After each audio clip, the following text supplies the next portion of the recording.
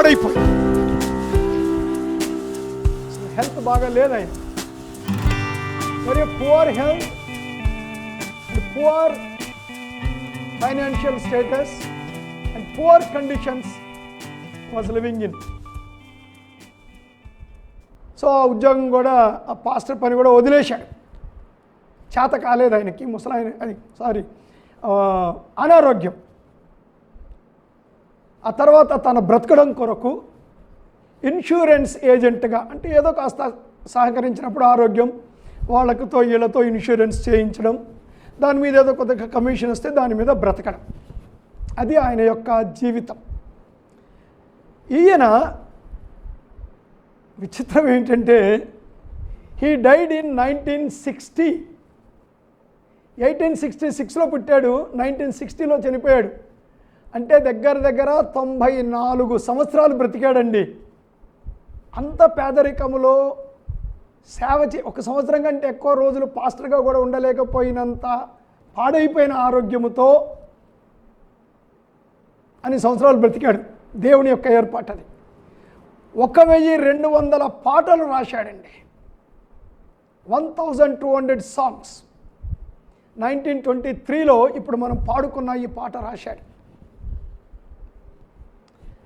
అంటే అంత దరిద్రములో, అంత అనారోగ్య పరిస్థితుల్లో, ఏమండి, గ్రేట్ ఈజ్ దై ఫెయిత్ఫుల్నెస్, దేవా నీ నమ్మకత్వము ఎంత గొప్పది, దినదినము నీ కృప, నీ కనికరము నాకు నూతనముగా పుట్టుచూ ఉన్నది అనే పాట ఈ భక్తుడు రాయగలిగాడు. చూశారండి. లెట్ us read విలాప వాక్యముల గ్రంథము 3వ అధ్యాయం. విలాప వాక్యములు 3వ అధ్యాయం. విలాప వాక్యములు 3వ అధ్యాయం. అందరూ తెరవండి, ప్రతి ఒక్కరు కూడా మీ బైబిల్ తెరవండి. విలాప వాక్యములు 3వ అధ్యాయము. ఇక్కడ ఇర్మియా ఒక గుహలో కూర్చొని కాలిపోయిన యెరూషలేమును,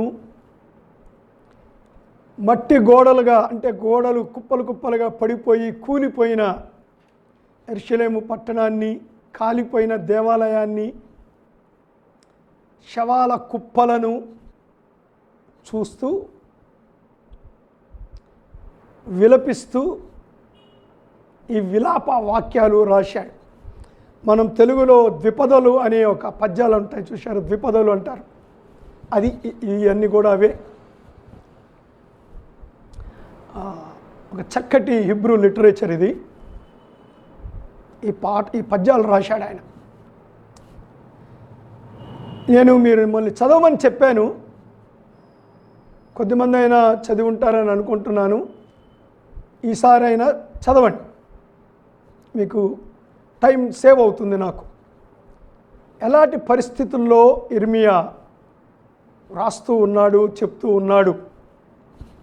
17వ వచనం నుండి కొన్ని వచనాలు చదువుతాను నేను. Lamentations chapter 3 verses from 17 and onwards.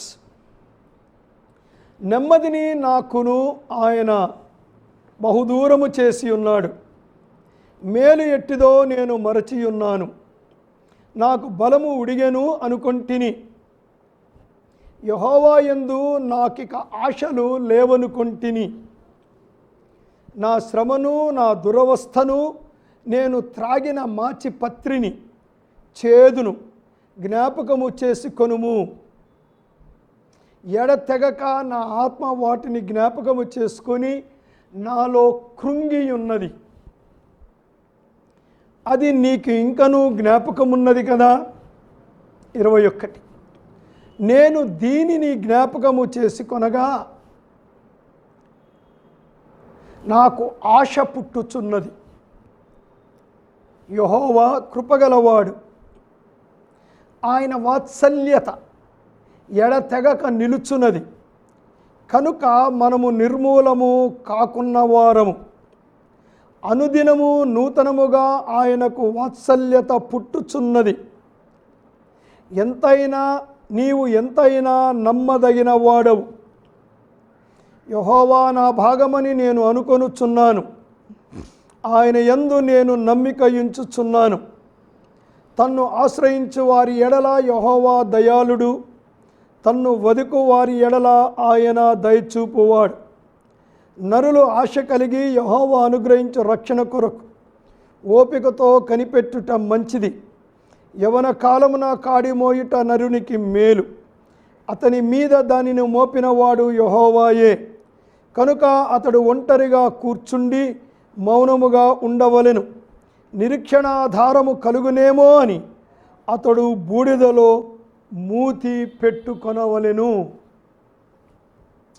So మనం విన్న పాట ఈ 22, 23 వచనాలు, ఈ విలాప వాక్యములు 3వ అధ్యాయము 22, 23 వచనాలే.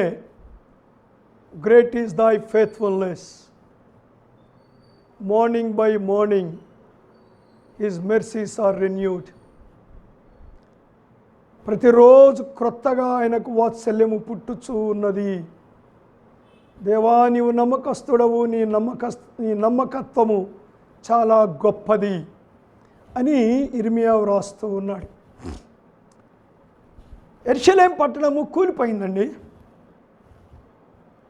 నెబుకద్నెజరు వచ్చాడు, అందరిని చెరబట్టి తీసుకెళ్ళిపోయాడు, చంపేశాడు. కుప్పలు కుప్పలు కుప్పలు కుప్పలుగా శవాలడ కనపడతా ఉన్నాయి. ఇర్మియాకు వాసన కొడుతుంది. తలలు తెగబడి, కడుపులు చింపేసి, గర్భిణుల కడుపులు చింపేసి, తొక్కి, కాళ్ళు చేతులు నరికి, మంచి యవనస్తులైనటువంటి వారిని బందీలుగా కట్టి తీసుకెళ్ళిపోయి అందమైన పట్టణాన్ని కూలగొట్టి దేవాలయాన్ని కాల్చేసి వెండి బంగారము ఇత్తడి సమస్తాన్ని దోచుకొని మట్టి దిబ్బ మిగిలిపోయింది. ఇర్మియా మిగిలిపోయాడు అక్కడ. వృద్ధుడైపోయినాడు కదా, ఇర్మియాను వదిలేశారు వాళ్ళు. యవనస్తులుగా ఉన్నారు కనుక యెహెజ్కేలుని, దానియేలుని వీళ్ళందరినీ పట్టుకెళ్ళిపోయారు. సో ఇర్మియా దూరంగా ఒక గుహలో కూర్చొని యెరూషలేము వైపు చూస్తూ కన్నీరు కారుస్తూ, ఇలాంటి అందమైన పట్టణం ఏమైపోయింది, బలులు ఆగిపోయినాయి, ప్రార్థనలు లేవు, స్తుతిపాటలు లేవు, యవనస్తులు లేరు, పాపం ఒప్పుకుంటూ పశ్చాత్తాప పడుతూ, ఎక్కడుంది నిరీక్షణ, ఆశ? ఇర్మియా బ్రతికే ఉన్నాడండి. కానీ ఇర్మియా మనస్సు దేవాలయముతో, యెరూషలేముతో ముడిపడి ఉన్నది. That is the good quality of a believer.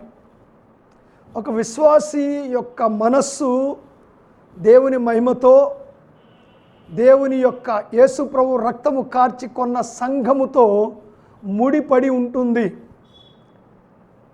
ఈ రోజుల్లో చాలామంది విశ్వాసులు అనుకుంటున్నారు, I am independent, I am nothing to do with the church. No, you are part of one single body and that is the local church.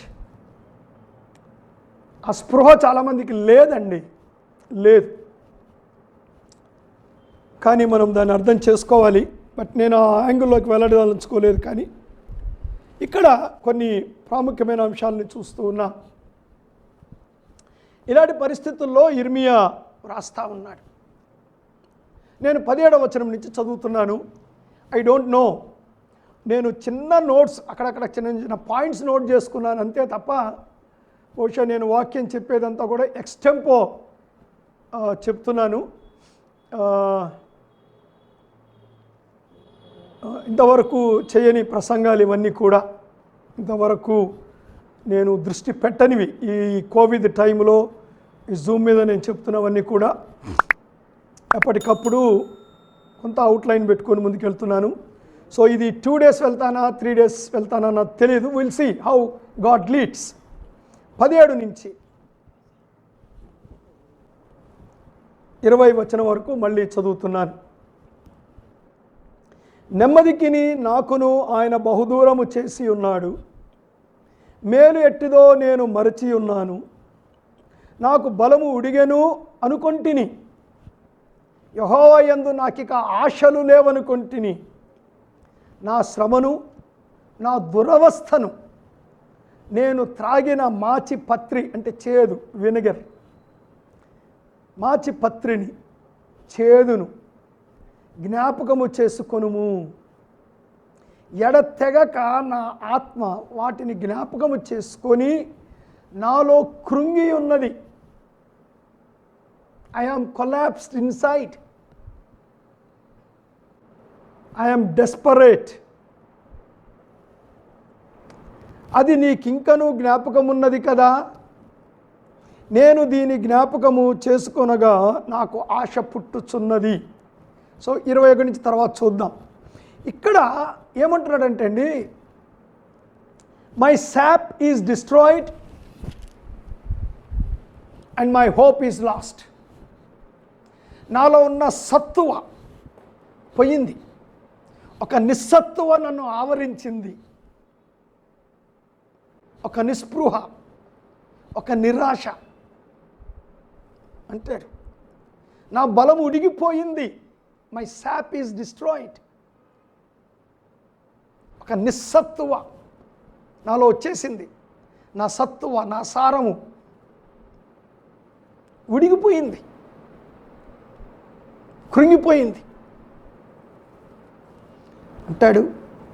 నాకు ఇక ఆశలు లేవు అనుకున్నాను, నేను ఆశలు లేవు. I lost my hope. నిరాశ, నిస్పృహ, నిరుత్సాహం, హోప్లెస్నెస్, ఇది జ్ఞాపకం చేసుకుంటూ ఉన్నాడు. నా శ్రమ, నా దురవస్థ, చేదు త్రాగాను నేను, నా నోరంతా చేదుగా ఉంది. చూశారండి, మనము ఇలాంటి స్థితిలోకి ఎప్పుడైనా వెళ్ళామా? ఏమండి, నేను అనుకుంటాను ఇంత దురవస్థలోనికి మనం ఎప్పుడు పోలేదని నేను అనుకుంటున్నాను. ఇక్కడ కొన్ని విషయాలు నేను మీకు జ్ఞాపకం చేస్తాను. Number 1, the external tribulations or the external circumstances or the external conditions, they produce internal distress. The external conditions produce internal distress. అంటే బాహ్యంగా కనపడేటువంటి పరిస్థితులు, వెలుపల ఉన్నటువంటి పరిస్థితులు, ఇబ్బందులు, కష్టాలు, శ్రమలు అంతరంగికంగా మనలో ఒక నిరుత్సాహాన్ని, నిస్పృహను కలిగిస్తాయి. Yes, that is number 1. ఇక్కడ మనం చూస్తాం. మనం ఈ విలాప వాక్యాలన్నీ నేను చదవట్లేదండి, టైం సరిపోదని నేను వెనక్కి వెళ్ళి నేను చదవటం లేదు.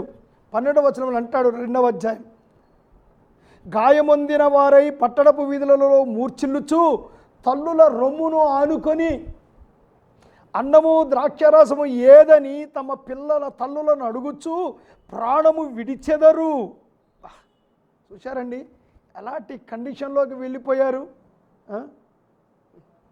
నా జనుల కుమారికి కలిగిన నాశనము చూడగా నా కన్నులు కన్నీటి చేత క్షీణించుచున్నవి, నా యంత్రాంగము క్షోభించుచున్నది, నా కాలేజము నేల మీద ఒలుకుచున్నది, శిశువులు చంటి బిడ్డలు పట్టణపు వీధులలో మూర్ఛిల్లుదరు. ఇక నేను చదవట్లేదు, మొత్తం మిమ్మల్ని చదువుకోమన్నాను నేను. ఈ పరిస్థితులన్నీ కూడా, అందుకే ఇర్మియా అంటాడు, నాలో సత్వ పోయింది, నాలో సత్వ పోయింది, నాలో సత్వ పోయింది. అంతేకాదు, ఆశలు లేవు. ఇలాంటి పరిస్థితి ఏమండి? ఈ బాహ్య పరిస్థితులు అంతరంగములో ఒక నిరాశను, నిస్పృహను కలిగిస్తాయి. రెండో విషయం మనం గమనిస్తే, ప్రాణము కృంగిపోయినప్పుడు ఓర్చుకునే శక్తి నశిస్తుంది.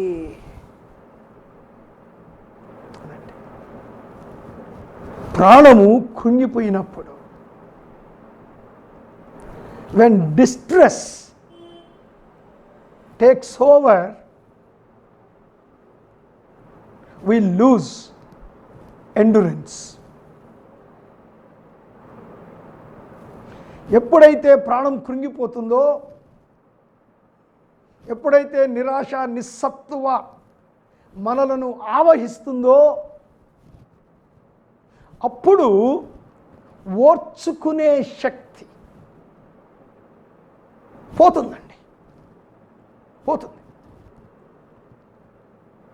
వీఆర్ హ్యూమన్ బీయింగ్స్,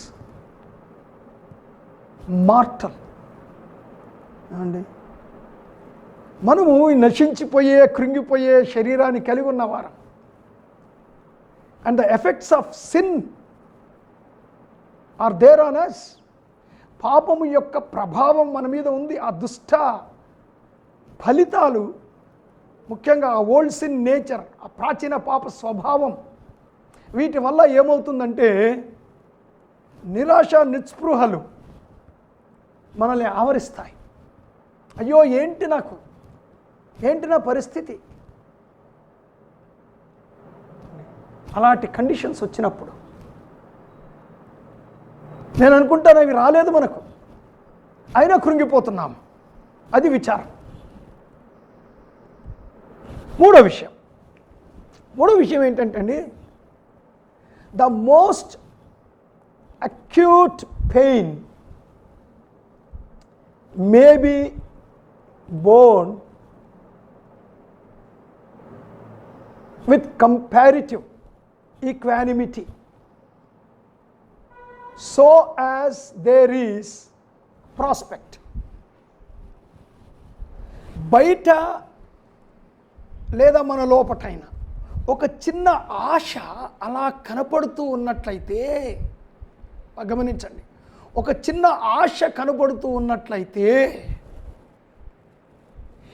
ఎంత బలమైన, ఘోరమైన, ఎంత విపత్కరమైనటువంటిదైనా ఆ అపాయాన్ని, గాయాన్ని, నొప్పిని, బాధను మనం సహించగలం.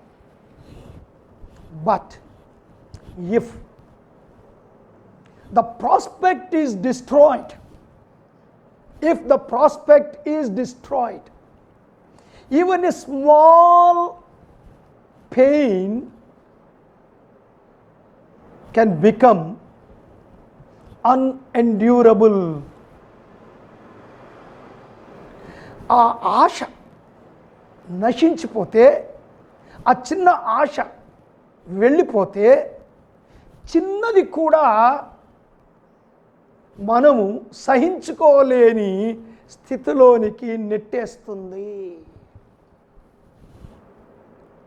అర్థమవుతుంది అనుకుంటున్నాను నేను చెప్తున్నది. ఏమండి, ఒక చిన్న ఆశ అలా మిణుకు అంటూ ఉంటే, ఎంత పెద్ద గాయమైనా, ఎంత పెద్ద నొప్పి అయినా, ఎంత పెద్ద బాధ అయినా ఓర్చుకుంటాము. అదే ఒక చిన్న ఆశ, దట్ ప్రాస్పెక్ట్, ఆ చిన్న ఆశ, ఆ మిణుకు అనేది అసలు లేకుండా పోతే, చిన్నది కూడా మనకెంతో బరువుగా కనపడి, అసలు మనం పూర్తిగా ఓర్చుకోలేని స్థితిలోనికి మనం కృంగిపోతాం. Don't lose that hope. Don't lose that hope. అదే మనం ఇక్కడ ఇర్మియా మాట్లాడుతున్నటువంటి మాటల్లో మనము దాన్నే చూస్తున్నాం.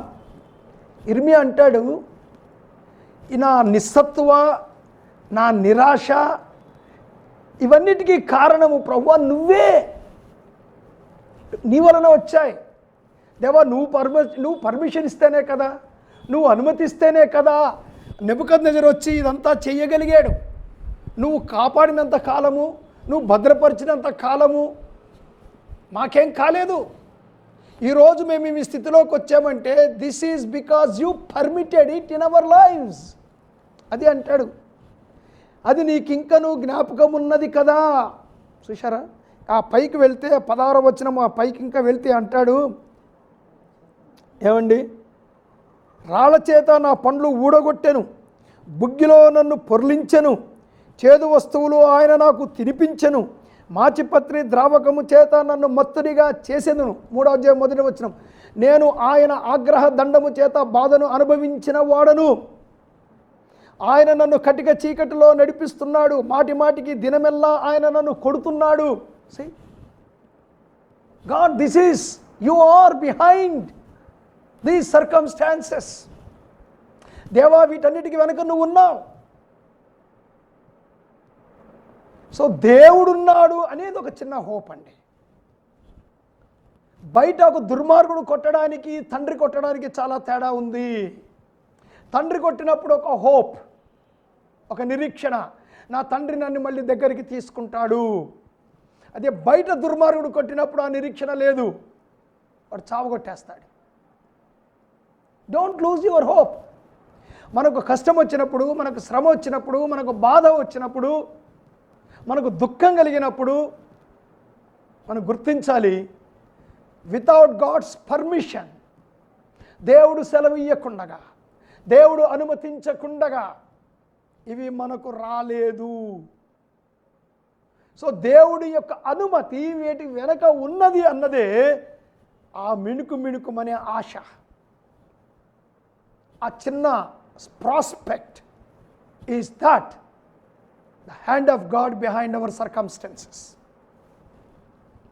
అదే ఇర్మియాకి ఇక్కడ కనపడుతూ ఉందండి, అదే ఇర్మియాకి ఇక్కడ కనపడుతూ ఉంది. కాబట్టి 4వ విషయం ఏంటంటే, 4th అబ్జర్వేషన్, 4వ విషయం ఏమిటంటే, మనలో కలిగిన నిరాశ, వెలుపల మనలను బ్రతికించగలిగిన వెలుగును చూడనివ్వకుండా చెయ్యకూడదు. ప్లీజ్ ఐ రిపీట్ అగైన్, మనలో కలిగినటువంటి ఆ నిరాశ, మనలో కలిగినటువంటి ఆ నిస్పృహ, నిస్సత్తువలు బయట ఉన్నటువంటి ఆ వెలుగును చూడకుండా, ఇవి మనకు చీకటిని కలిగించకుండా ఉండేటట్లుగా మనము జాగ్రత్త పడాలి. అదే ఇర్మియా చేస్తున్నాడు ఇక్కడ, అదే ఇర్మియా చేస్తున్నాడు ఇక్కడ. ఏమండి, మనలోని నిరాశ, బయట ఆశ లేదు, ఆధారము లేదు అనడానికి సంకేతం కాదండి. The disparity or the despair and the hopelessness are not indications of that we do not have prospect outside. మనలో ఉన్నటువంటి నిరాశ, మనలో వచ్చినటువంటి నిస్పృహ, ఈ నిరుత్సాహం, ఈ నిస్సత్తువ మనకు ఆధారపడడానికి, ఆధారమే లేదు అనడానికి నిదర్శనం కాదు, నిదర్శనం కాదు. ఇవి మన వల్ల మనము కలిగించుకున్నది. కానీ దేర్ ఈజ్ హోప్, ఒక నిరీక్షణ ఉన్నది. సో 5వ అబ్జర్వేషన్ ఇక్కడ మనం గమనిస్తూ ఉన్నది ఏంటంటే, we have hope when we think of God's old mercies. అదండి, మనకు ఒక నిరీక్షణ ఉన్నది. ఆ నిరీక్షణ ఎప్పుడు కలుగుతుందంటే ఒక్కసారి వెనక్కు తిరిగి దేవుడు మన జీవితంలో చేసిన మేళ్లను జ్ఞాపకము చేసుకున్నప్పుడు.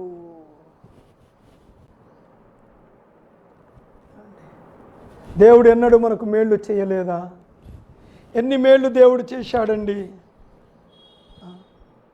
చదువు ఇవ్వలేదా? పని ఇవ్వలేదా? ఉద్యోగం ఇవ్వలేదా? పోషించలేదా? అనారోగ్యం వచ్చినప్పుడు ఆరోగ్యం ఇవ్వలేదా? బాగు చేయలేదా? పెళ్ళిళ్ళు అవ్వలేదా? బిడ్డలను ఇవ్వలేదా? బిడ్డలకు చదువు ఇవ్వలేదా? బిడ్డలకు భవిష్యత్తు ఇవ్వలేదా? ఏమండి, ఎప్పటికప్పుడు లేదు లేదు అనుకున్నప్పుడంతా పొందుతూ వెళ్ళాం. అయ్యో అయ్యో అనుకున్నప్పుడంతా సంతోషం వెళ్ళాం. Look back into the world mercies of God. జ్ఞాపకం చేసుకుందాం. అదే అంటాడు, నేను దీనిని జ్ఞాపకము చేసుకొనగా. వర్స్ 21, నాకు ఆశ పుట్టుచున్నది. That is the 5th observation. when I recollect the mercies of God. దేవుడు ఇంతకుముందు నా పట్ల చూపించినటువంటి దయను, ఆయన నా పట్ల చూపించినటువంటి వాత్సల్యతను, ఆయన నా పట్ల చూపించినటువంటి కృపలను నేను జ్ఞాపకము చేసుకుంటూ ఉంటే నాలో మళ్ళీ ఆశ పుడుతూ ఉన్నది. మళ్ళీ నాలో ఆశ జనిస్తూ ఉన్నది. మళ్ళీ ఆరిపోయి మిడుకు అని ఎక్కడో ఉన్నటువంటి ఆశ వెలగడం ప్రారంభిస్తూ ఉన్నది. ప్రియులారా, there is no need for us to get loose into the despair. There is no need for us to lose ourselves, lost into the despair and hopelessness. నిరీక్షణలో మనల్ని మనము కోల్పోవద్దు. Let's look back into the mercies of God. దేవుడు మన పట్ల చూపిన కృపా వాత్సల్యతలను ఒక్కసారి జ్ఞాపకం చేసుకుందాం. దేవుడు లేవనెత్తలేదా? దేవుడు ముట్టలేదా? దేవుడు కనికరించలేదా? దేవుడు జాలి చూపించలేదా? అయ్యో అనుకున్నప్పుడంతా అయ్యో అచ్చా అయిపోయిందా, ఎందుకు వచ్చిన లైఫ్ సార్ అనుకున్నప్పుడు మళ్ళీ హోప్ ఇవ్వలేదా? ఎవరి కొరకు బ్రతకాలండి, ఎవరు తింటారు, ఎవరు పడుకుంటారు, ఎవరు లేస్తారా పోని అనుకొని మరుసటి రోజు మళ్ళీ సంతోషంగా లేమా? Did not God renew our spirit again and again? మాటిమాటికి ఈ కృంగిపోయినటువంటి మనస్సును దేవుడు పైకి ఎన్నిసార్లు లేవనెత్తలేదండి. చూద్దాం దేవుని వైపు చూద్దాం. ఇప్పుడు 22, 23 వచనాలకు వెళ్దాం. పాడుకున్న పాట. Here I want to concentrate.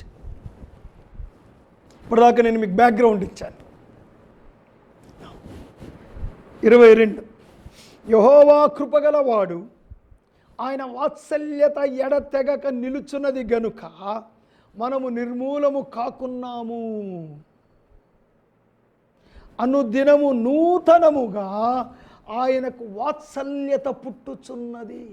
అనుదినము నూతనముగా ఆయనకు వాత్సల్యత పుట్టుచున్నది.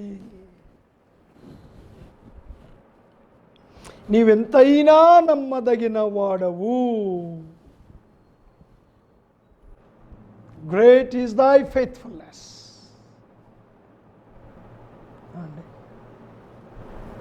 Day by day new mercies is giving to us.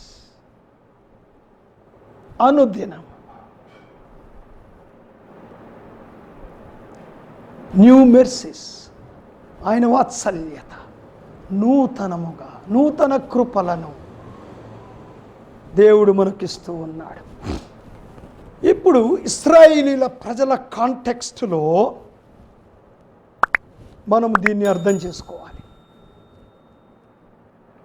Then we take the personal application to the present situations.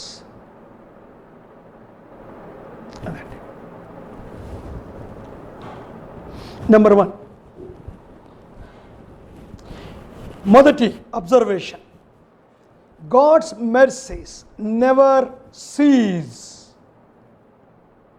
God's mercies never cease. దేవుని యొక్క వాత్సల్యతలు అవి అంతము కావు, అవి ఆగిపోవు. అదండి, దినదినము నూతనముగా ఆయనకు వాత్సల్యత పుట్టుచున్నది. ఇక్కడ వాత్సల్యత అనే మాట హెబ్రీ రెండరింగ్ ఏంటంటే హెస్సెత్. దానికి ఒక్క మాట తెలుగులో లేదు, ఒక్క మాటలో ఇంగ్లీష్లో కూడా ట్రాన్స్లేషన్ చేయలేకపోయినారు. Mercies, grace, long suffering and ever lasting love, covenant love, వాత్సల్యత, కృప, దయ, కనికరము, దీర్ఘశాంతము, ఎన్నో మాటలు కలిపితే తప్ప హెస్సెద్ అనే మాటకు సంపూర్ణమైన అర్థం రాదు. అంత బలమైన మాట హెబ్రీ భాషలో ఉంది.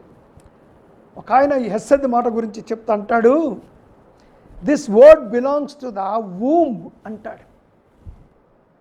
అంటే ఒక తల్లి యొక్క గర్భానికి సంబంధించిన మాట అంటాడు. అంటే ఒక తల్లి యొక్క గర్భములోని వాత్సల్యత అది ఎప్పుడు అయిపోదండి, అది ఎప్పుడు అయిపోదు.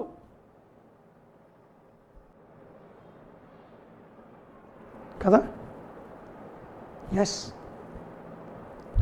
కొద్దిమంది వృద్ధులు ముసలివాళ్ళు అయిపోయారు, తల్లులు, తండ్రులు, కుమారులు వాళ్ళని చూడనప్పుడు, పట్టించుకోనప్పుడు, మన భాషలో మనం చెప్పాలంటే వాళ్ళ కర్మానికి వాళ్ళని వదిలేసినప్పుడు, ఏదో మొక్కుబడిగా పలకరించి పట్టించుకోకుండా ఉన్నప్పుడు, నేను ఒక ఓల్డ్ లేడీని కన్సోల్ చేస్తున్నాం, నేను నా భార్య. ఆమె ఈ కండిషన్లో ఉంది. అప్పుడు ఆమె ఒక మాట చెప్పింది మాకు,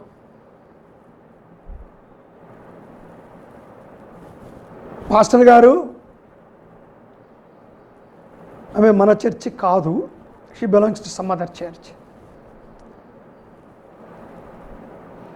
అందుకే వాళ్ళ పిల్లలతో ఆమె నాతో మాట్లాడుతున్నప్పుడు నేను మాట్లాడలేనమ్మా, నాకే హక్కు లేదు, నేను మేనమామను కాదు, నేను పాస్టర్ని కాదు, ఐ హ్యావ్ నో రైట్.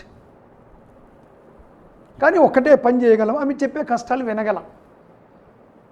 అది కూడా చేయకపోతే ఎట్లండి? ఆమె ఏడుస్తూ, అయ్యా మా పాస్టర్ గారు ఒక మాట సలహా ఇచ్చారు నాకు, మా సంఘ పెద్దలు ఒక సలహా ఇచ్చారు నాకు అంది. ఏమి ఇచ్చారమ్మా అన్నాను. పోయి పోలీస్ స్టేషన్లో రిపోర్ట్ ఇమ్మని చెప్పారు. ఇప్పుడు వాళ్ళే అన్నీ చేసి పెడతారట కదా. అవునమ్మా, అన్నీ చేస్తారు, మరి ఏం చేయాలనుకుంటున్నారు మీరు అని అడిగాను నేను. నా పిల్లల్ని పోలీస్ స్టేషన్కి ఎట్లా తీసుకెళ్తానయ్యా, పోనీ ఏం చేస్తాం, దేవుడు నన్ను ఇట్లా పెట్టిండు అనుకుంటా ఈ ముసలి వయసులో, ఇంకేం చేస్తా, ఫోన్లే, వాళ్ళని ఎందుకు నేను కష్టపెట్టాలా. యు నో, హెస్సెత్, the word that belongs to the womb, తల్లిదండ్రుల కడుపుకు సంబంధించిన మాట అది. ఏమండి, that is what here is. ఆయన వాత్సల్యత, the mercies never end. You know, the mercies never end. వాత్సల్యత ఆగిపోదండి. తల్లిదండ్రుల వాత్సల్యత ఎలాగైతే ఆగిపోదో, తమ బిడ్డల పట్ల, కృతజ్ఞత లేని బిడ్డల పట్ల, దుర్మార్గులైన బిడ్డల పట్ల తల్లిదండ్రుల వాత్సల్యత ఎలాగైతే నిలిచిపోదో, పాపములో పుట్టి పాపంలో విరిగిన మనుషుల వాత్సల్యతనే నిలిచిపోకపోతే కొన్ని సందర్భాలలో, what about holy God who gave his life for us? పరిశుద్ధమైన దేవుడు మన కొరకు ప్రాణం పెట్టినటువంటి యేసయ్య యొక్క దయ, కృప, వాత్సల్యత ఆగిపోతాయా?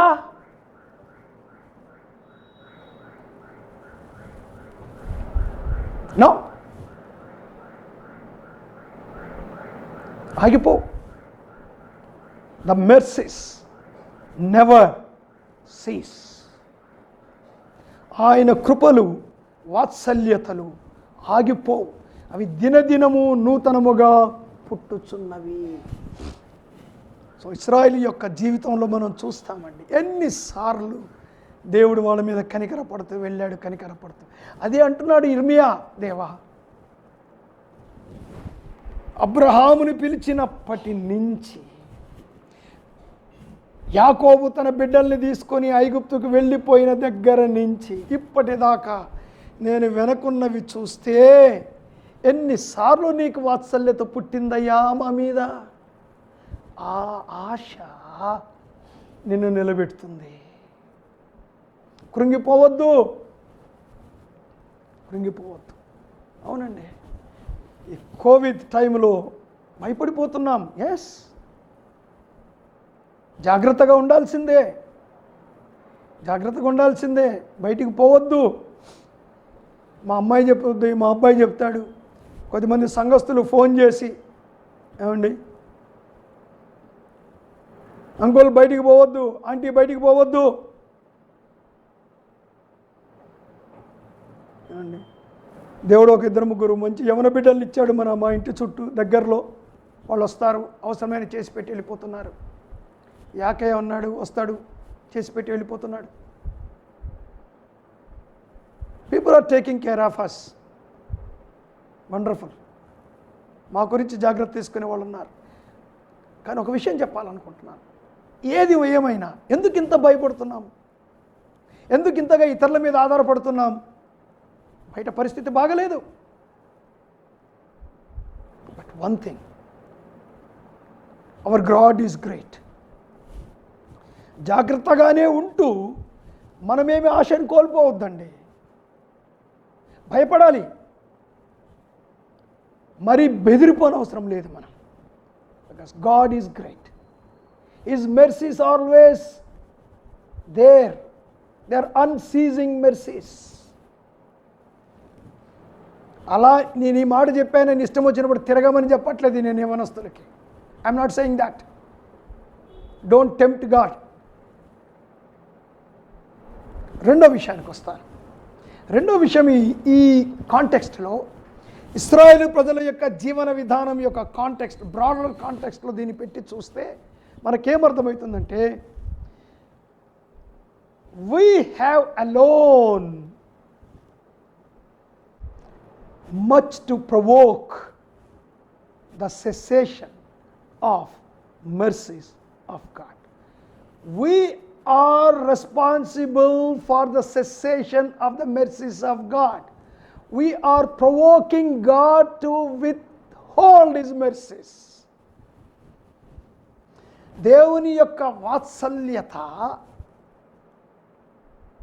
మన పట్ల రాకుండా దేవుడు బిగబట్టడానికి దేవునికి మనమే కోపం తెప్పిస్తూ ఉన్నాము. ఇశ్రాయేలు ప్రజలు అదే చేశారు. చివరికి ఏం జరిగిందండి? డిస్ట్రక్షన్. చదవండి విలాప వాక్యాలు. ఎంత దౌర్భాగ్య స్థితిలోనికి దేవుడు వాళ్ళని వదిలిపెట్టాడో.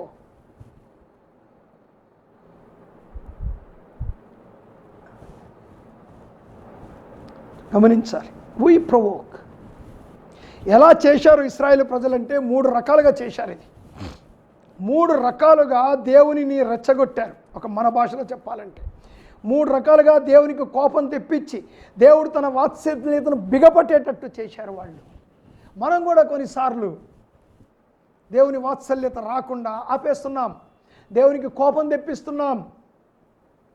ఇశ్రాయేలు ప్రజలు ఏ 3 కారణాలు, అదే 3 కారణాలు మన దగ్గర కూడా కనపడుతున్నాయి. Number 1, ungratefully accepting the mercies of God. Israel people or Jews have accepted the mercies of God with ingratitude, ungratefully accepting them. కృతజ్ఞత లేకుండా దేవుని యొక్క వాత్సల్యతలను వాళ్ళు అనుభవించారు. దేవుని వాత్సల్యతలు అనుభవిస్తున్నారు కానీ దేవుని పట్ల చూపవలసిన కృతజ్ఞత చూపించలేదు. So they provoked God through their ungratefulness to cease the mercies, the cessation of the mercies. దేవుని యొక్క వాత్సల్యతను దేవుడే బిగబట్టేటట్లుగా కృతజ్ఞత లేని వారై ప్రవర్తించారు. దేవుని నామానికి అవమానం తెచ్చారు. దేవుడు చేయొద్దన్నవి చేశారు. ఈ లోకములో మెప్పు కొరకు, ఈ లోకములో ఘనత కొరకు, ఈ లోకములో సౌఖ్యము కొరకు, ఈ లోకములో ఇతరులతో మంచి వాళ్ళు అనిపించుకోవడం కొరకు, ఈ లోకముతో స్నేహము కొరకు, ఈ లోకములో ఉన్న పాపం కొరకు అనేక రకాలుగా త్రూ కాంప్రమైజ్ లోకంతో రాజీపడి అంతేకాదు, ఇవంతా ఎందుకండి? Because they are ungrateful to God. దేవుని నామానికి అవమానం తీసుకొచ్చారు. ఎప్పుడైనా ఆలోచించావా? Are you grateful? ఎన్నడైనా కృతజ్ఞత చూపించావా? దేవుడు ఇస్తూ ఉన్నాడు, వాళ్ళు తింటా పోయారు. మనం చదువుతాం, మీరు నాకు ఇవ్వవలసినవి ఎక్కడున్నాయి? దేవుని మందిరానికి వెళ్ళి ఇచ్చిన వాళ్ళు లేరు. వాళ్ళు అసలు పట్టించుకోలేదండి. బయలుకి ఇస్తున్నారు, దేవునికి ఇవ్వట్లేదు. దేవుడు నిన్ను ప్రేమించి ఆశీర్వదించి దీవించి నీకు ఇస్తుంటే అది సరిపోవట్లేదు అనుకుంటున్నావు. అబ్బా ఎక్కడిచ్చాడండి దేవుడు? అబ్బా 5,000 10,000 20,000 30,000 50,000 ఎవడి కడుపు ఎంత పెద్దదైతే అంత. 1,00,000 2 లక్షలేనా? కుటుంబ సంపాదన అంతా కలిపి, కుటుంబంలో ఉన్న అందరం సంపాదన కలిపి 50,000 అందరిది కలిపి ₹1,00,000. ఎక్కడ ఇస్తున్నాడు సార్ దేవుడు? బిర్లాను చూడు, వాడిని చూడు, ఈయన్ని చూడు, ఎంతెంత ఉంది. కృతజ్ఞత లేకుండా పోతున్నారండి. కృతజ్ఞత లేదు.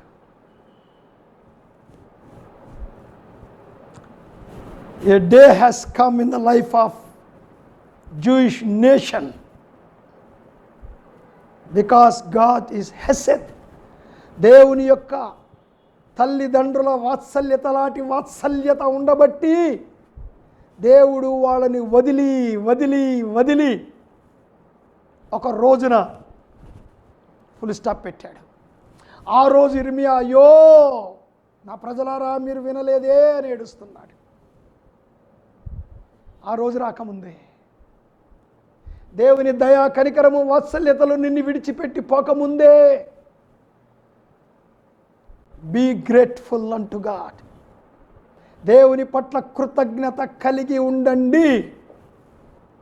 ఏమండి, దేవుని దీవెన ఇంత, నీ కృతజ్ఞత ఇంత. అసలు ఏమి లేకపోయినా God doesn't care. But one day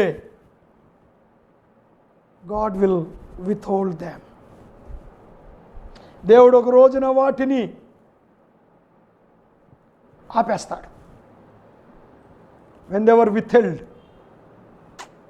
ఏం లాభం లేదండి. ఆపేసినప్పుడు ఏం లాభం లేదు. ఆ చిన్న ఆశ కూడా ఉండకుండా పోతుందని గుర్తించుకోండి. ఇశ్రాయేలు జీవితంలో, యూదుల జీవితంలో అదే జరిగింది. అందుకే ఈ విలాప వాక్యాలు. అందుకేనండి ఈ విలాప వాక్యాల గ్రంథము రెండవ కారణం. How we provoke God to and for the cessation of mercies. Second reason, the complainingly ignoring them.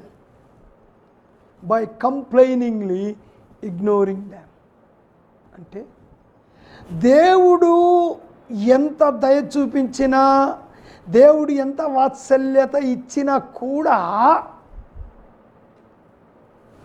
సణుగులు గొణుగులతో వాటిని మనము నిర్లక్ష్యపరుస్తున్నాం. ఇంకా మీకు కరెక్ట్గా చెప్పాలంటే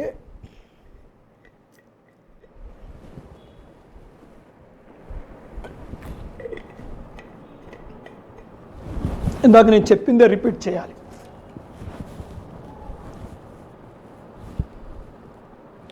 దేవుని దగ్గర నుంచి నాకు దీవెన ఆశీర్వాదం వస్తుందని గుర్తించలేకపోతున్నాము.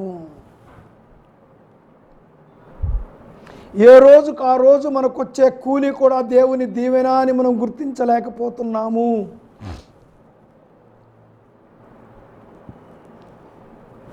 గొనుక్కుంటున్నాం ఇంకా దేవుడి మీద ఇంకా ఎక్కువ. తృప్తి లేకపోవడం వలన దేవుడిస్తున్నాడనే తలంపు లేదండి మనకి. అనుకుంటున్నాం నేను కష్టపడుతున్నా, తెచ్చుకుంటున్నా, నా తెలివితేటలతో బిజినెస్ చేసేస్తున్నా, నా జ్ఞానంతో చదివేసుకున్నా, నేను డిగ్రీలు తెచ్చేసుకున్నా, నేను పని చేసేస్తున్నా, నాకు వచ్చేస్తుంది, నా కష్టార్జితం నమ్మేసుకున్నా, నా చేతి పని నేను నమ్మేసుకున్నా, అబ్బో నాకు వచ్చేస్తుంది అని అనుకుంటూనే పోతున్నాము తప్ప దేవుడిస్తున్నాడు అని అనుకోవటం లేదు. ఎందుకు అనుకోవటం లేదో తెలుసా? మన ఆలోచన ఏమిటో తెలుసా? ఏమి కష్టపడకుండా ఉంటే ఆకాశంలో నుంచి ఒక మూట ఊడి కండ్ల ముందు పడితేనే దేవుడిచ్చాడు అనుకునే మనస్తత్వములోనికి మనము వెళ్ళిపోయాము. కనుక దేవుడు అంటున్నాడు, all right, I will seize my grace, I will seize my mercies, my mercies are going to be seized. ఆపేస్తానంటున్నాడు దేవుడు, ఆపేస్తానంటున్నాడు. అదే జరిగింది ఇక్కడ. అందుకే విలాప వాక్యాల గ్రంథం మన కళ్ళ ముందు ఉందండి. Why it is? ఇర్మియా భక్తుడు యెరూషలేమును చూసి ఏడ్చిన పుస్తకం మనకెందుకు? ఇందుకే, for us to learn the lesson. చూసారా? By complaining ignoring them, complainingly ignoring them. గమనించట్లేదు దేవుడు మనకి ఇస్తున్నాడని గొనుక్కుంటున్నామండి. నాకు ఒక వ్యక్తి తెలుసండి, ఆయన చాలా ఏళ్ల కిందట ఇప్పుడెప్పుడో మేము బ్యాచిలర్స్కి ఉన్నప్పుడు లైఫ్ గేట్ టాబర్నకల్కి వెళ్తున్నప్పుడు జీవరత్నం అని ఒక విశ్వాసి, ఆ రోజుల్లో రిక్షాలు ఉండేవి. రిక్షా తొక్కితే 30 పైసలు, ₹1 రోజుకు ₹1 కిరాయి కట్టాల. రిక్షాకి ₹1 ఇచ్చి రిక్షా తెచ్చుకోవాలి. పొద్దున సాయంత్రం పోయి ఇచ్చేయాలి, మళ్ళీ మరుసటి రోజు ₹1 ఇచ్చి మళ్ళీ రిక్షా తెచ్చుకోవాలి. అంత కలిపితే ఆ రోజుకి ₹3, ₹4, ₹5 సంపాదన. చంద్రాయన గుట్టలో ఉండేవాడు. ప్రతి ఆదివారము చంద్రాయన గుట్ట నుంచి సఫీలగూడకు వచ్చేవాడండి ప్రార్థనకి, ఆరాధనకి. ఫలక్నామా వచ్చి లోకల్ ఎక్కి, అప్పుడు ఒకటే లోకల్, ఫలక్నామా టు బొల్లారం ఒకటే సింగిల్ లోకల్ ఉండేది. సఫీలగూడ దిగేవాడు. లార్న్ గారు చెప్పారు మాకు కొన్ని విషయాలు. ప్రతి ఆదివారం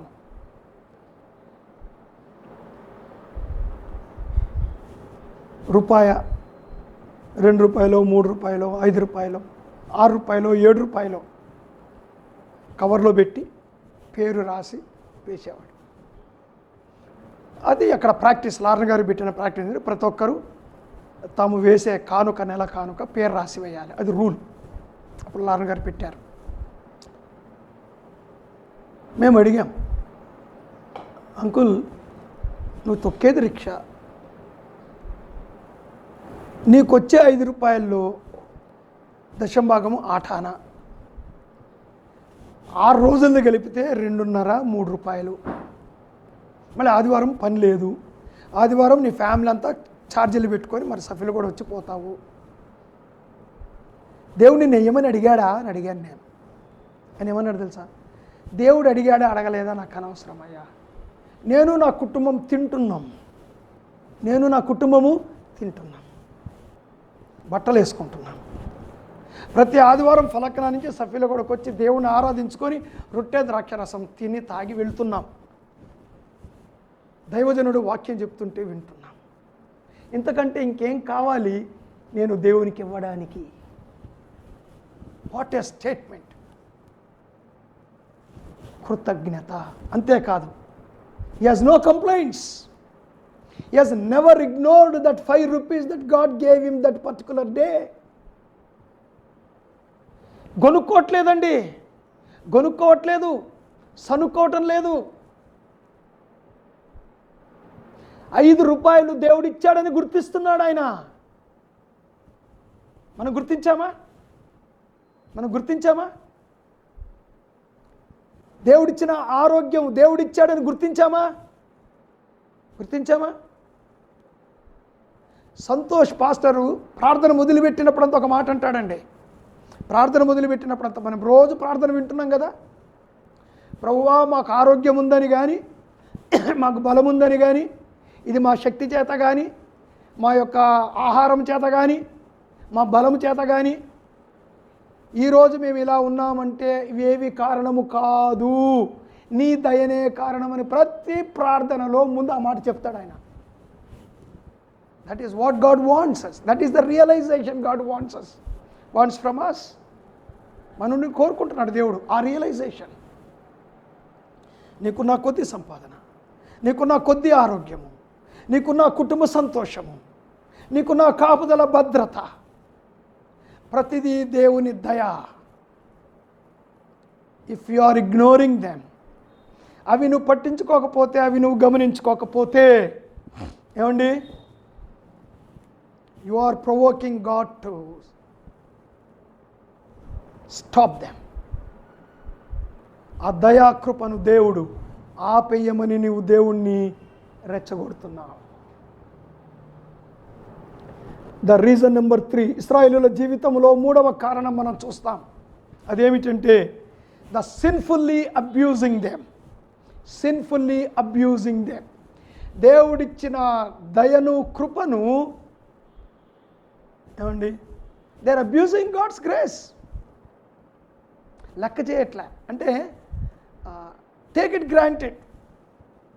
పాపము చేసి దేవుడు దయగలవాడు, ఎట్లన్నా బ్రతుకుతా, అరే దేవుడు దయగలవాడు సార్, ఏమన్నా చేయి, దేవుడు దయగలవాడు. ఎస్, దేవుడు దయగలవాడు.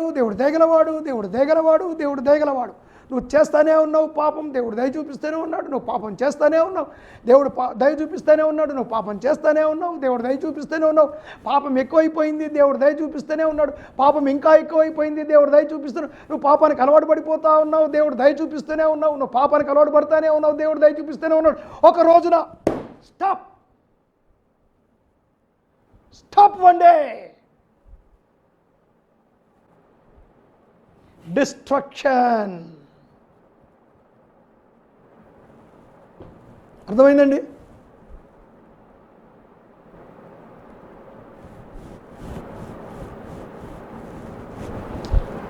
They may cease any day. ఏ రోజైనా వాత్సల్యత ఆగిపోవచ్చును.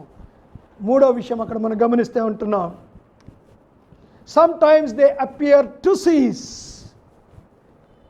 కొన్నిసార్లు ఆగిపోతాయి, కొన్నిసార్లు ఆగిపోయినట్టుగా కనపడతాయండి. ఉదాహరణకు చంద్రుడు, టేక్ ద మూన్. పౌర్ణమి రోజున బాగా కనపడతాడు. హైదరాబాద్లో ఉన్న వాళ్ళకి పౌర్ణమికి ఏం తేడా లేదండి, అమావాస్యకి తేడా లేదు. కానీ పల్లెటూర్లలో ఉన్న వాళ్ళకి ఎంత చక్కగా. ఏమండి, మా చిన్నప్పుడు ఊరికి దూరంగా ఉండేది మా ఇల్లు, చుట్టూ పొలాలు ఉండేవి. అసలు పౌర్ణమి రోజున స్ట్రీట్ లైట్ లేదు, ఏమీ లేదండి.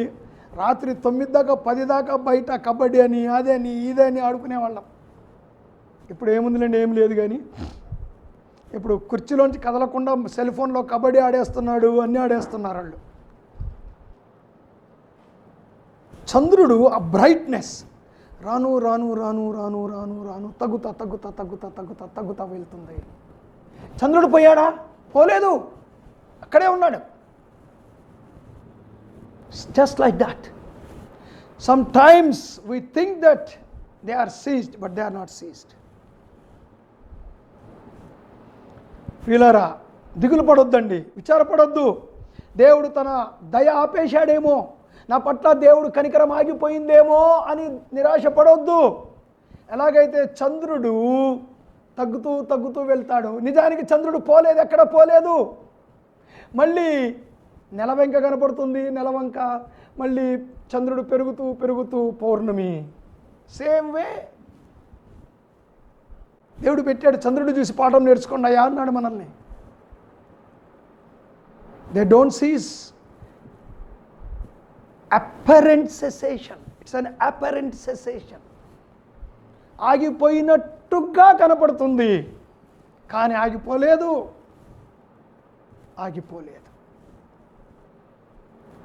Don't lose your hope.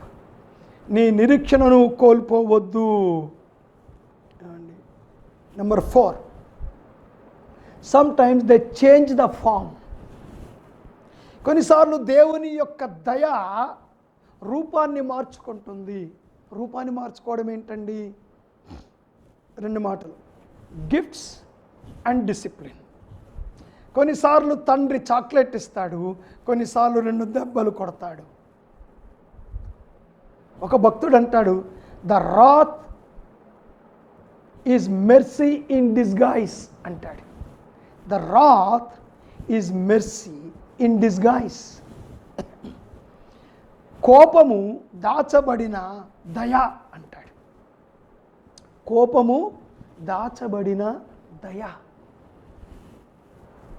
కొన్నిసార్లు దేవుడు కొడతాడు, అనగా దేవుని దయ రూపం మార్చుకుంది, అది దయనే.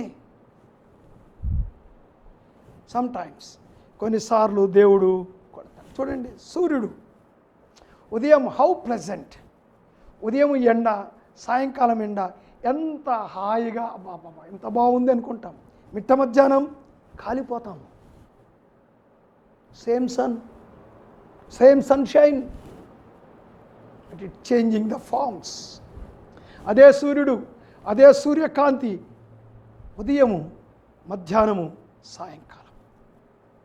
దేవుని దయ కొన్నిసార్లు దెబ్బల రూపంలో, కొన్నిసార్లు మన ప్రార్థన వినకుండా ఉండే రూపంలో, కొన్నిసార్లు ధారాళంగా బహుమతుల మీద బహుమతులు మనకివ్వడములో. God's mercy changes its form. ఇక్కడ అదే జరిగింది ఇశ్రాయేలుల జీవితంలో. 5వ విషయం చెప్తున్నాను, ఇంకో మాట చెప్పి ముగిస్తాను. God's mercies are constantly renewed. His mercies are not status quo or immovable or immobile. Status quo లేదండి. There is no status quo for God's mercies. They are not immobile. They are always renewed and renewed and renewed. దేవుని యొక్క వాత్సల్యత ఎప్పటికప్పుడు నూతనంగా పుడుతూ ఉంటుంది. ఒకే రకమైన వాత్సల్యత ఉండదు, నూతనమైన వాత్సల్యత చూపిస్తాడు. కొత్త రకంగా దేవుడు వాత్సల్యత చూపిస్తాడు, కొత్త పద్ధతిలో దేవుడు వాత్సల్యత చూపిస్తాడు.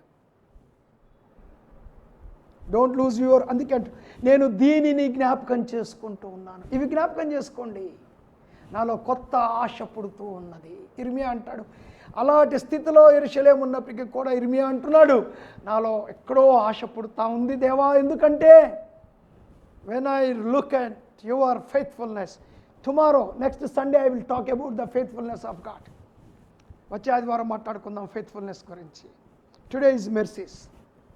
ఈరోజు ఆయన వాత్సల్యతను గురించి మాట్లాడుకుంటున్నాం. 5వదిగా, the ceaselessness of God's mercy is a proof of his faithfulness. అంటే దేవుని యొక్క వాత్సల్యత ఆగిపోకుండా ఉండే లక్షణం, దేవుని వాత్సల్యతకు ఆగిపోకుండా ఉండే లక్షణం ఏదైతే ఉందో ఆ లక్షణము దేవుని యొక్క నమ్మకత్వానికి ఒక రుజువు. The ceaselessness of God's mercy is a proof of his faithfulness. ఆయన వాత్సల్యత ఆగిపోదు అనే ఆ లక్షణము దేవుని యొక్క నమ్మకత్వానికి ఒక గుర్తు. ఇది వచ్చే వారం ఆలోచన చేద్దాం, నెక్స్ట్ సండే. కాబట్టి ప్రియులారా, దేవుని యొక్క దయ, దేవుని యొక్క వాత్సల్యత ఎన్నడూ ఆగిపోవు. కొన్నిసార్లు ఆగిపోయినట్టుగా కనపడతాయి, కొన్నిసార్లు రూపాన్ని మార్చుకుంటాయి, కొన్నిసార్లు నిజంగా ఆగిపోతాయి. దానికి కారణం మనం. ఇరిమా ఏడుస్తున్నాడు, దుఃఖపడుతున్నాడు. కానీ ఒక విషయం గుర్తుపెట్టుకుంది, ఒక ఆశ. Don't lose that hope. ఆశను పోగొట్టుకోవద్దు. ఏమిటా ఆశ? ఆ ఆశ మనలో లేదండి. ఆ ఆశ దేవునిలో ఉంది, దేవుని వాత్సల్యతలో ఉంది, దేవుని యొక్క నమ్మకత్వంలో ఉంది. When we look at God, మనం ఎప్పుడైతే దేవుని వైపు చూస్తామో, ఆయన వాత్సల్యత వైపు చూస్తామో, ఆయన యొక్క నమ్మకత్వం వైపు చూస్తామో, దేర్ ఈస్ హోప్.